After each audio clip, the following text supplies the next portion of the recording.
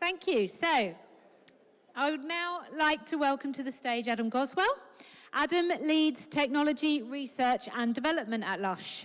He is at the forefront of innovating the company's approach to tech and is currently heading up the development of new tools using AI, machine learning and augmented reality.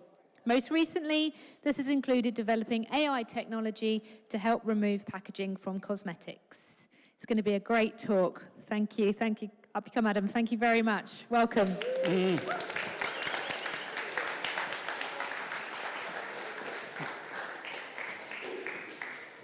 Thank you for the warm welcome. I'm merely the support act for Rose, so you've already seen the main ones, so I'll try and fill in. I'm Adam, I'm from Lush. We're going to get started, as Rose mentioned, with this. If you'd like to enter a competition, we're giving away 2 of our brand new bath bots, which I'll explain more about later.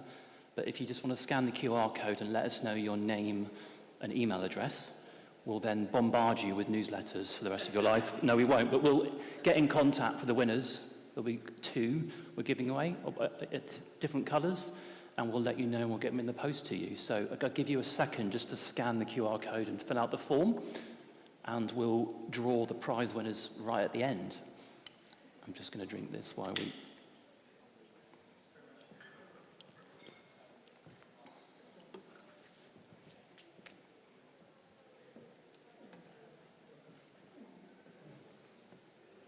Okay, I think you've all had a chance. If not, tinyurl.com/bathbotwin. As I mentioned, I'm Adam Goswell. I work in tech R&D at Lush. I've been at Lush 12 years, nowhere near as long as Ro.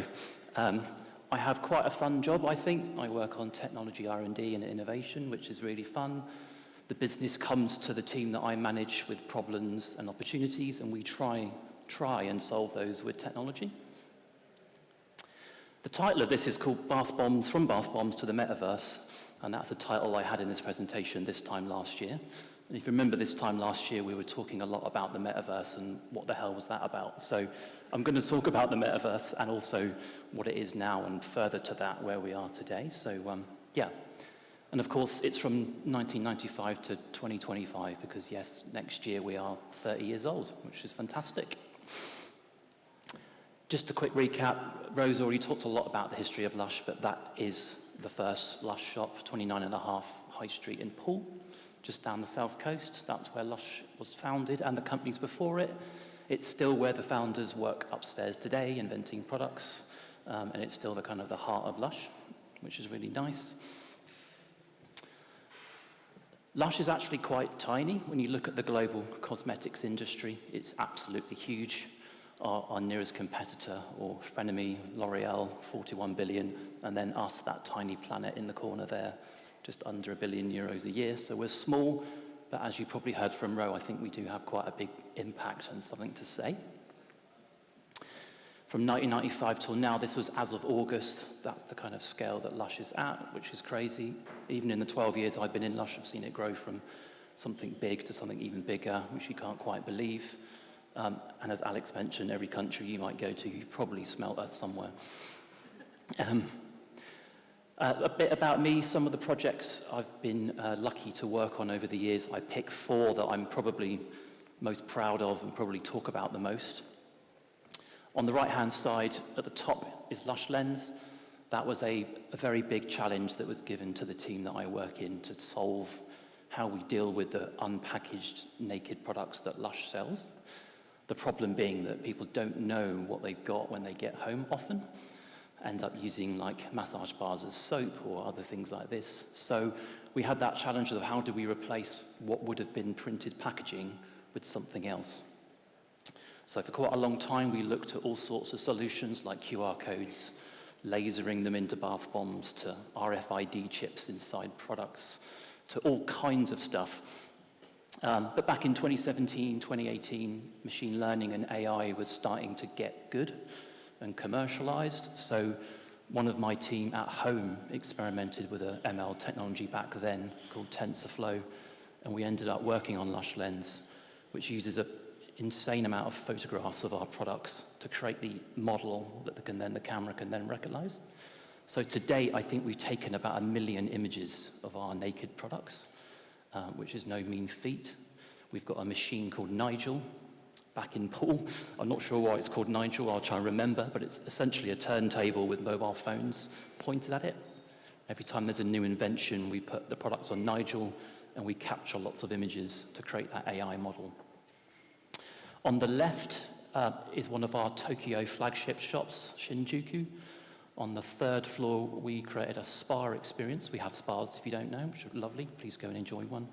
But we created a kind of an immersive light and sound experience as you enter the spa floor and walk in. So you're almost feeling quite relaxed before you even start your treatment, which is really nice. And in the same shop, we also had Lush Lens there, so you can kind of shop the shop without relying on signage. So for the international audience of Tokyo, different language speakers, we can accommodate everyone, which is really nice.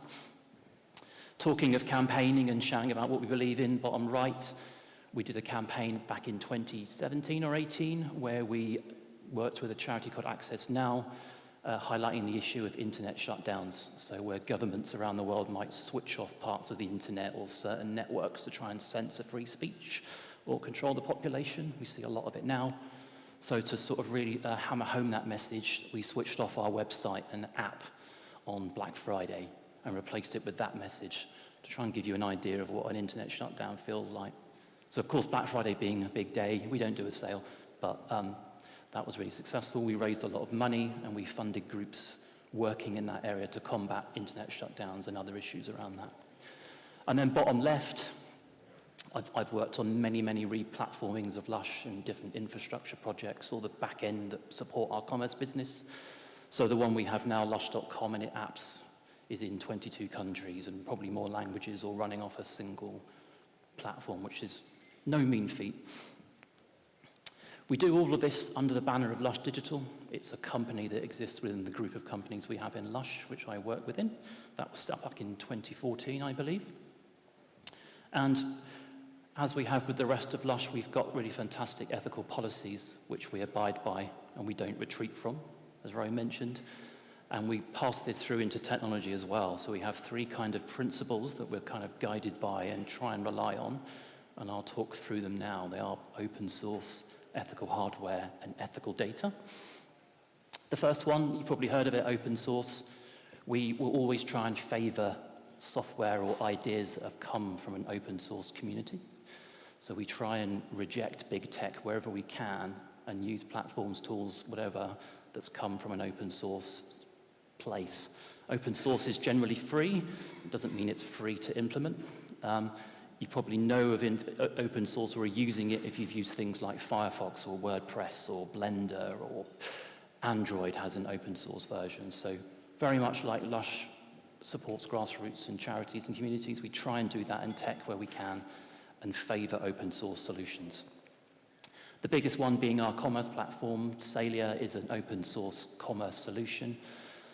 We've been using that for a number of years now, and that powers our entire e-commerce estate globally, all the transactions. And it also supports our retail estate now as well in terms of transactions in our shops, which I'll show in a minute. But if you're looking for a commerce platform, highly recommend these guys. They're really friendly. We also, on the sort of open source hype, we also replaced our POS till systems in our shops with our own homegrown solution. So rather than using proprietary out of the box solutions, we decided to build our own that best suits our business. So the one that allows us to serve our customers the best in store, we built our own. So on the right is what it used to look like. It used to run on an Android tablet as an app, and it was really lovely. And we're now transitioning, which we started in the shop on the left, which is Glasgow, our latest flagship, last Christmas, with an all-in-one mobile phone till. So our salespeople can serve anyone, anywhere in the shop. And they can also do stock checks, they can use Lush Lens, there'll be other things we're adding to it. So we're minimizing the entire shop purchasing thing down to one thing. You've probably experienced that if you've done a transaction in an Apple store. You can pay anywhere. So we're working through that, lots to do, but that's what we're doing now, is our own homegrown tech based on open source, on a phone, anywhere in the shop. At the moment, this is what we're working on. We're looking at our manufacturing. We hand make all our products around the world. We've got factories in Japan, in North America, the UK, Croatia. We're now replacing all the proprietary Microsoft and other legacy tech systems in there with probably an open source homegrown solution as well. So I imagine this will be our biggest challenge to date because it's complex, but that's what we're doing. We're ripping out old big tech stuff that we're paying a lot of money for, and we're putting in an open source solution.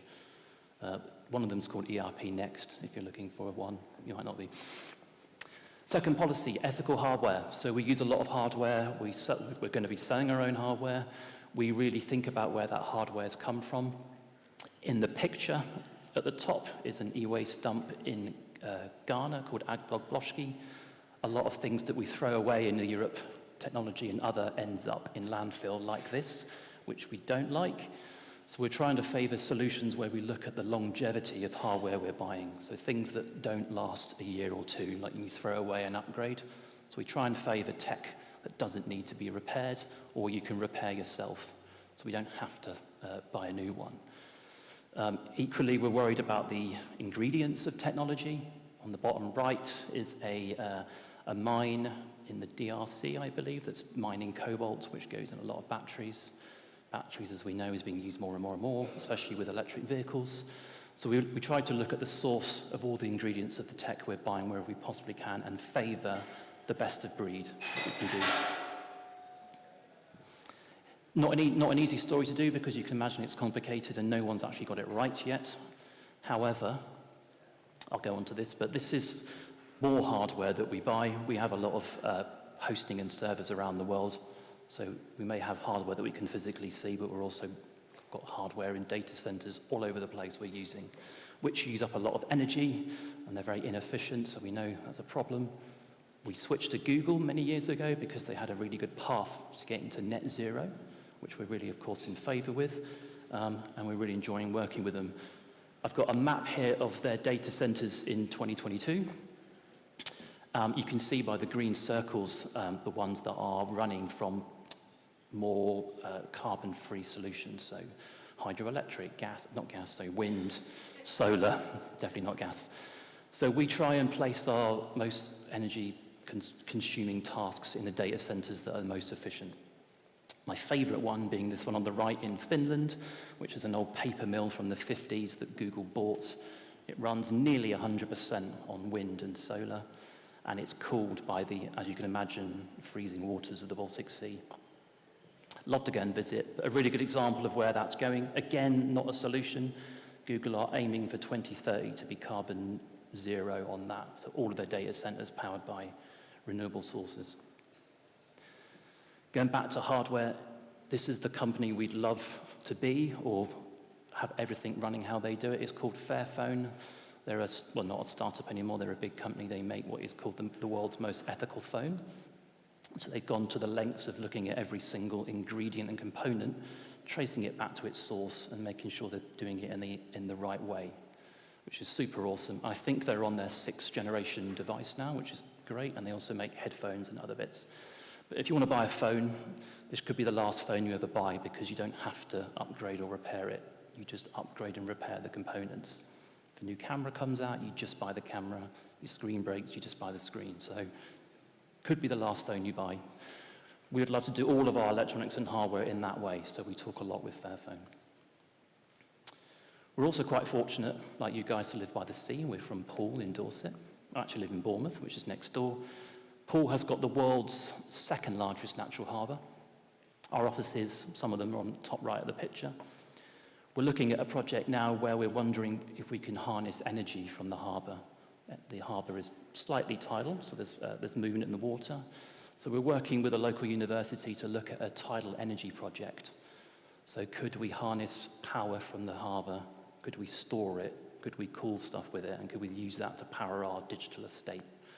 So we've got a KTP program. There's some people here from Brighton University, I believe, offering the same thing, where we're working for 3 years with a PhD student to look at a possible solution for the harbour. In the video in the background is another solution that we've been speaking to a company called Spiralis Energy. They've already got a working solution in the harbour doing exactly this. We're also talking to them about powering potentially our factories. So lots of opportunity in tidal energy. As you can imagine, the UK is really best placed to do it because we're an island.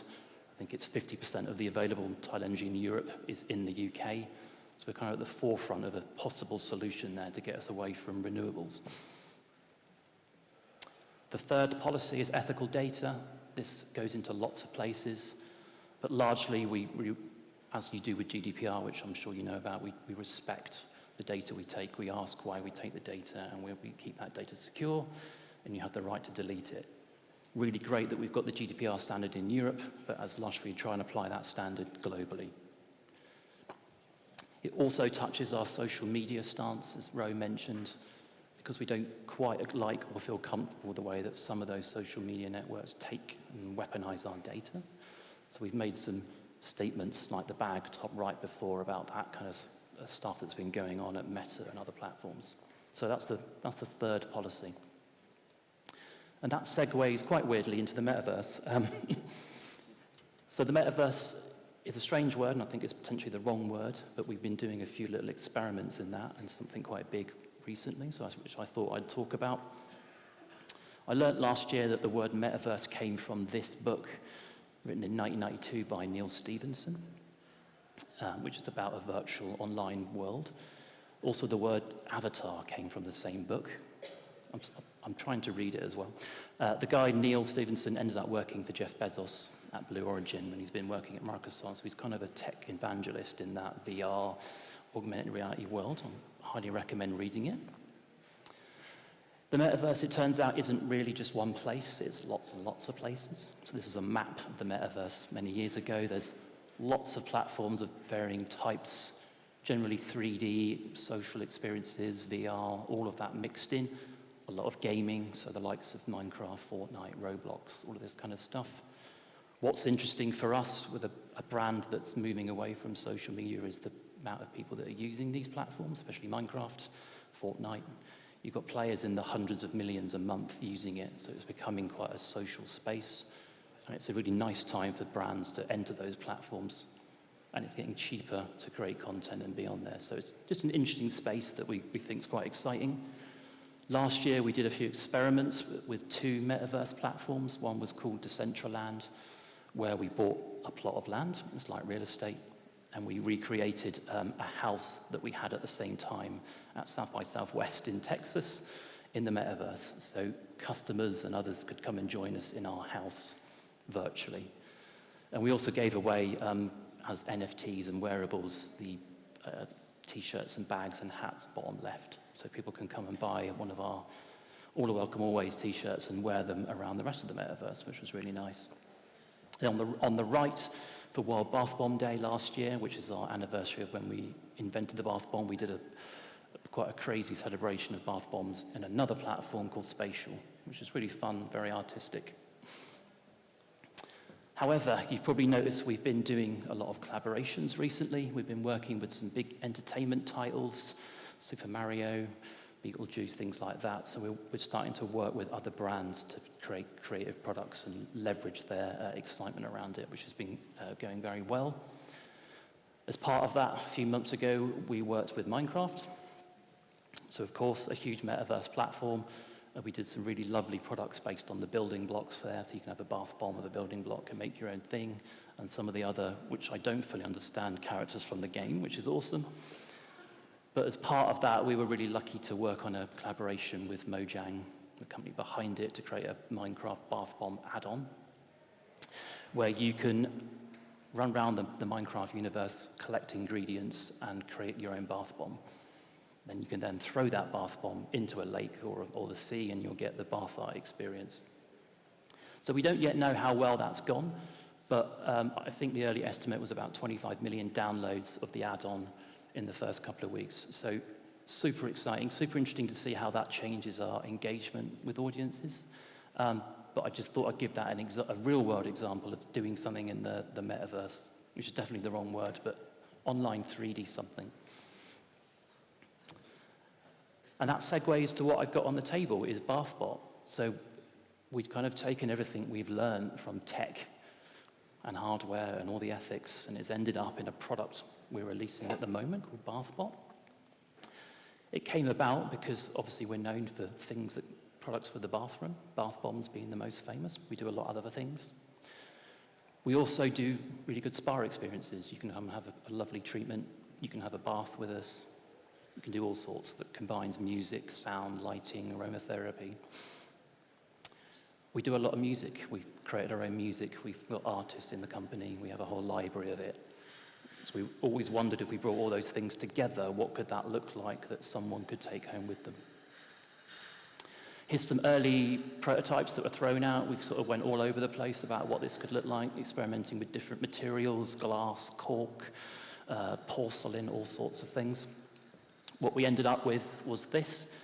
It's the exact same shape as one of our bath bombs, the same mold, no difference. And it's a waterproof speaker for the bath with 2 lighting rigs that face upwards and downwards. You put in the bath and you pair with our app. The app then pairs with a product. So if you've got, I'll do a demo in a second, one of our bath bombs, you pop it in the water with the bath bot, and the bath bot will do a synchronized display of light and sound with the bath bomb. Or you don't have to have any bath bomb, and you can just sit there and listen to whatever you like with a lovely light show. This just shows the app, so it's built into our main commerce app. It's called Bathe is the feature. It's free, you can have it without the bath bot. But you can sit there and have a 29-minute long bath with a lovely soundtrack. And so what we think the reason for entering this market is, we think if you can combine the bath bot with the Bathe app, with one of our products, you've got the ultimate bathing experience, rather than just a speaker for the bath. We think it's a bit more than that. What we're working on right now, this is what I've literally got in Figma right now. We're going to add a feature where you can build your own lighting program, which is what people keep asking for. So if you ever had a Philips Hue or similar, you know you can do this, but we want people to make their own lighting sequence and share it with us. We're working on tech to try and enable that. And also, again, the most requested feature has been, can I listen to my podcast, Alex, in the bath? So that's what we're going to add, yes, as well as all the other music platforms. So I'm going to demo it. I'd learned the hard way not to do a tech demo on stage, and definitely don't do it with water, so we're going to do both. So I just happen to have Intergalactic with me, which is our best-selling bath bomb. It smells of peppermint, it's really lovely. And I've got BathBot here. So, right, let's switch it on. It works best in the dark, like most things. But I can just power it up, and I can connect to my Bathe app. Ooh, cool, thank you. Right, let's load up Bathe.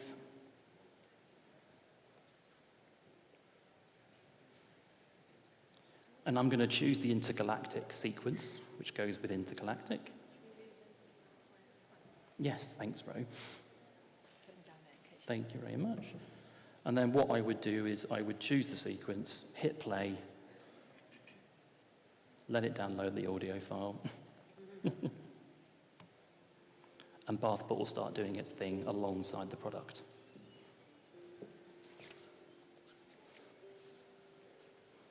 And hopefully, that looks quite good, doesn't it? That's all right. Not everyone's got a transparent bath, so we hope that the lighting will light up your ceiling. And then if you delve between the water, you'll see a really amazing sequence. So that's, yeah, that's really good. That's working. I'm pleased. I was nervous about that. So at the moment, BathBot is available to buy in Japan. And we're launching, hopefully, next week in the UK. The biggest blocker we've had has been actually getting this certified to launch. The one thing we didn't know was how to license the Bluetooth radio. It's got a wireless charging dock. There's lots of regulations we had to hit, which we've learned. And we're also launching in the USA, but not California, because California's got its own regulations, if you know about California, and Australia. And then we'd hope to go to more markets after that. Lovely. So it wouldn't be a talk about tech if it wasn't including the word AI, because that's all everyone's talking about. I was actually at a Google AI summit yesterday, which was very interesting. Talking about diversity, it was a 90% white male audience, self-included. Super worrying. The AI scene, as you probably imagine, is quite interesting right now because it's got a really healthy open source component. There's loads out there. There's loads of products. It's changing by the minute. Some of the models that are coming out of Meta are very interesting. I highly recommend you look at them. One thing I'm telling a lot of people to do is go and download LM Studio, which you can get for Mac or Windows or Linux. Download it and then choose one of the open source models like Llama or Gemma from Google, and then you can sit there and have a ChatGPT experience without connecting to the internet. So if you fancy using open source and stop using OpenAI, then please have a go at this. You'll also experience the heat that your laptop will give off when you start running this AI model. So if there's a big worry about the energy consumption of AI, and you can really experience that when you give this a go. So LM Studio, highly recommend it. It's very easy. And I thought I'd give you an insight into where we're at with AI. We get asked a lot about what we're doing with AI. It's the classic question we get. So I can give you the kind of buckets of where we're thinking AI is going to happen in Lush right now. Number one is Lush Lens, which I talked about. It's our AI product. We've had it for a long time. So we think tools for the customers like this are very useful. I can imagine more stuff happening. Translation, as Rose said, we're in 50+ countries. Translating words, audio is difficult. It takes a long time. We're hoping that Translate can help our translators, not replace. We're never going to replace somebody, but we can get quite a long way by using AI and then have that final human touch at the end. We're working on something called Lush Assistant, which I'll show in a second. Data. We've got a lot of data. It's in random places. It's in PDFs. It's in spreadsheets. It's in databases. It's a mess. We hope AI can sit on top of that, and we hope people can ask questions about our data. If you're from finance or you're Row, you want to know how many intergalactics we sold yesterday, you can ask a question in a humanistic way and get an answer straight away. So we're hoping an AI interface on our data lake will go a long way in enabling that, which is interesting. And we already know that our staff all over the place are using various tools.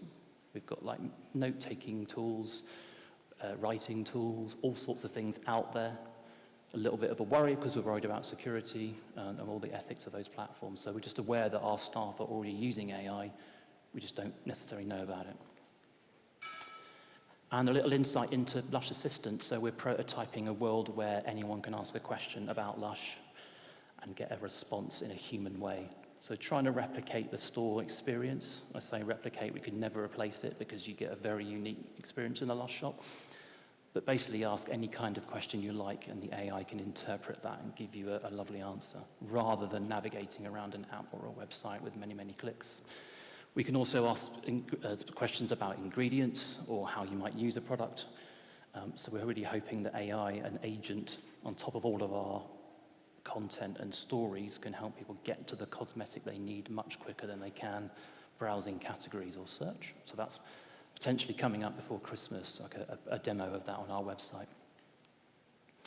I just wanted to put that there because handmade is in our logo. It's everything we do is handmade, and that also spans into tech.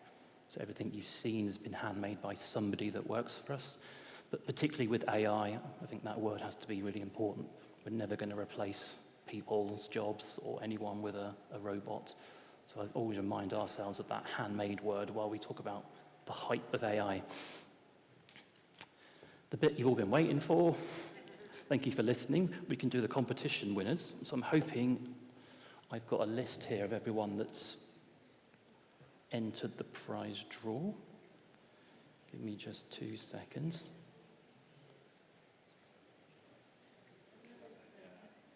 Okay, wow. Got a great database here. I've got 95 people have entered. Wow. So I'm going to use an official number generator on Google. If you want to watch me do it, I'm not going to try and cheat you out of it. So I'm going to do from up to 95. We'll do this twice. The first number is 8. And the 8th person to enter was Jackie Ashwood. Jackie, hello.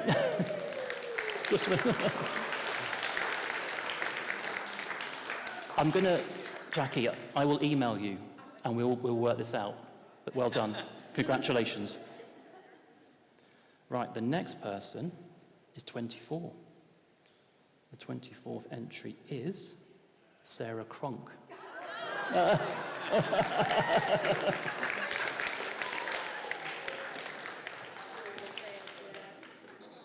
So well done, Jackie and Sarah. We'll be in touch. That's the end of the talk. Thank you so much for listening.